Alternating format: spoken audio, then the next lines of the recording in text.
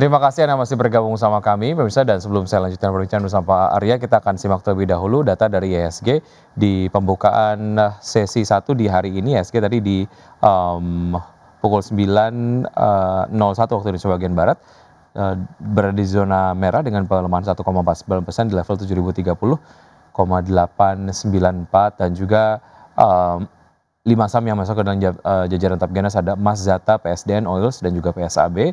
Top losers 5 diantaranya adalah ada BBRI, Bumi, Telkom, Antam, dan juga BRMS.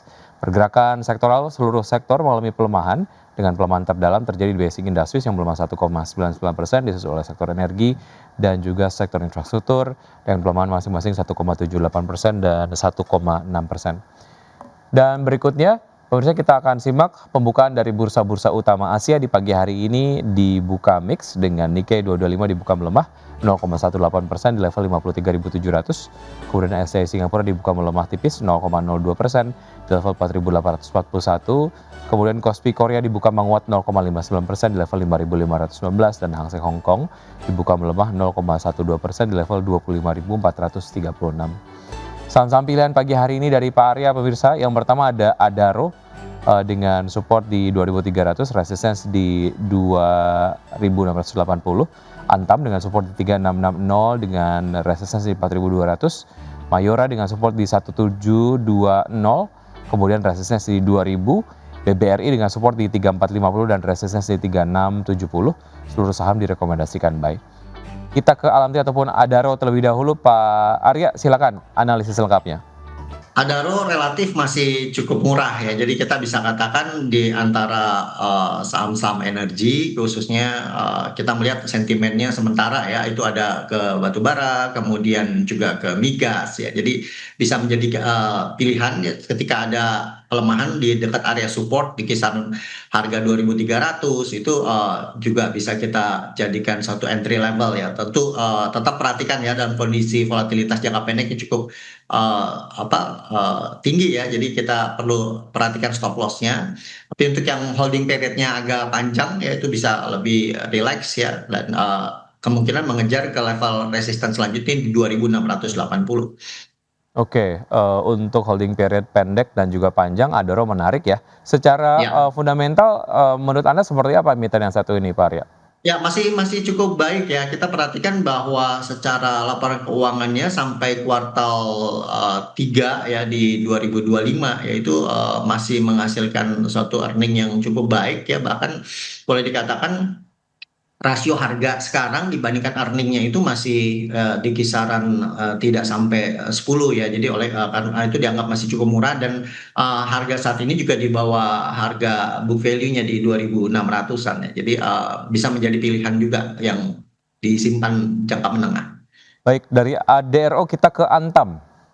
Ya. Nah, Antam ini menjadi suatu pilihan karena sentimen ya, harga emas yang terjadi peningkatan, sekarang terjadi pelemahan ya, kemudian sekarang boleh dikatakan mendapat harga yang lebih bagus ya. Kita lihat bahwa di kisaran harga 3.600 ya, di kisaran 3.600 itu bisa menjadi area support ya, 3.660 sampai 3.600 menjadi area support untuk bisa entry buy on weakness. Nah, kemudian untuk penguatan selanjutnya di jangka menengah masih mungkin akan terjadi kenaikan sampai 4.000 sampai 4.200 ya. Jadi nanti silakan diperhatikan ketika ada upside itu kita bisa riding di kisaran itu. Baik, dari Antam kita ke Mayora, seperti apa? Ya, Mayora menjadi salah satu pilihan ya, karena sektor dari consumer yang relatif akan menjadi revenue yang meningkat ya, bisa double atau bahkan 3 kali lipat dibandingkan hari-hari biasanya karena menjelang Lebaran.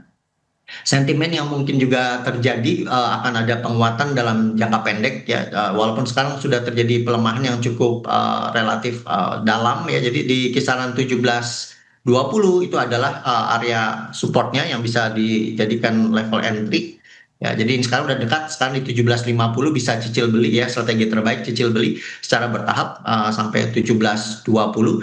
Kemungkinan terjadi penguatan sampai di kisaran 2.000 di area resisten yang terdekat. Baik, secara pergerakan dari sektor consumer goods di musim Ramadan dan Lebaran tahun ini Ya. seperti apa capture dari Anda, Pak Arya?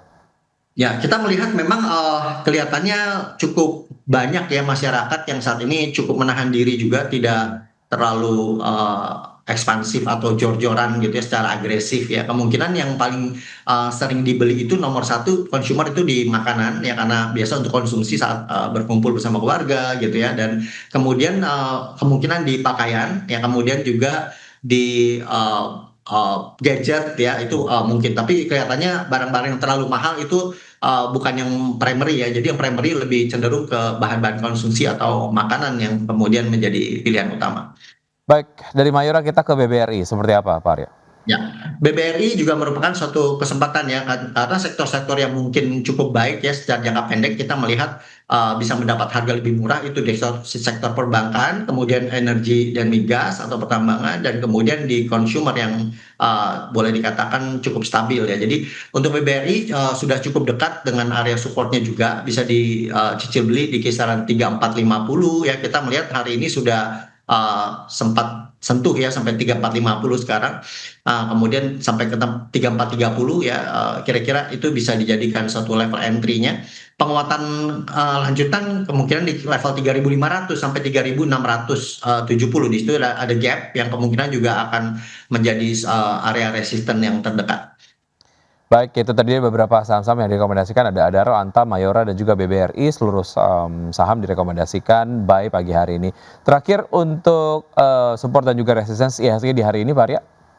Ya, untuk, IHSG ya kita perhatikan memang ini masih ada, tekanan ya, ada pelemahan kemungkinan dalam, 1 hari ini di sesi satu, di sesi 2 kemungkinan ada, penguatan ya, jadi, sebenarnya masih ada target ya, target sampai 6.000 pelemahan sampai, 6.900, di kisaran 6.900, 6.892 ya itu area supportnya. Tapi secara psikologis sekarang level supportnya sebenarnya di 7.000 ya, jadi kemungkinan akan terjadi ranging di 7.000 sampai 7.200. Resisten jangka menengah itu di 7.482 ya. Jadi, kemungkinan ranging 7.000 sampai 7.200. Saya harapkan stabil dalam 2 pekan ke depan, kemungkinan akan mengejar kembali ke 7.400. Terima kasih Anda masih bergabung bersama kami. Pemirsa, Presiden Prabowo Subianto menginstruksikan momen arus mudik Lebaran 2026 ini harus lancar dan aman, termasuk secara khusus Presiden juga memerintahkan untuk menjaga stabilitas BBM, listrik, dan internet sepanjang momen arus mudik dan arus balik.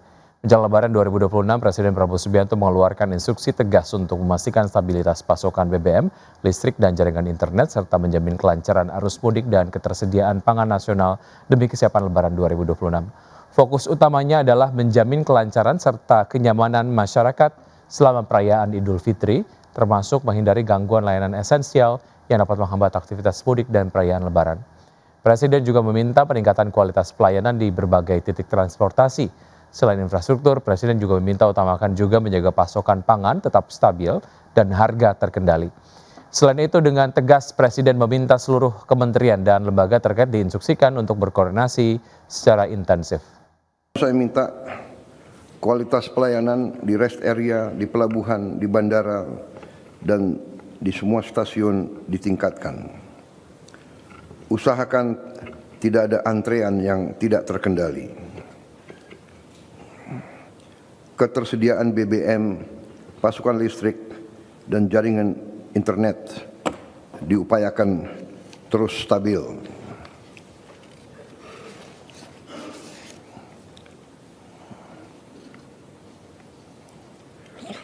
Ini adalah Lebaran kedua pemerintahan kita. Menteri Menko Pangan, Menteri Perdagangan, Menteri Pertanian, pastikan agar pasokan pangan stabil dan aman dan harga-harga bisa kita jaga.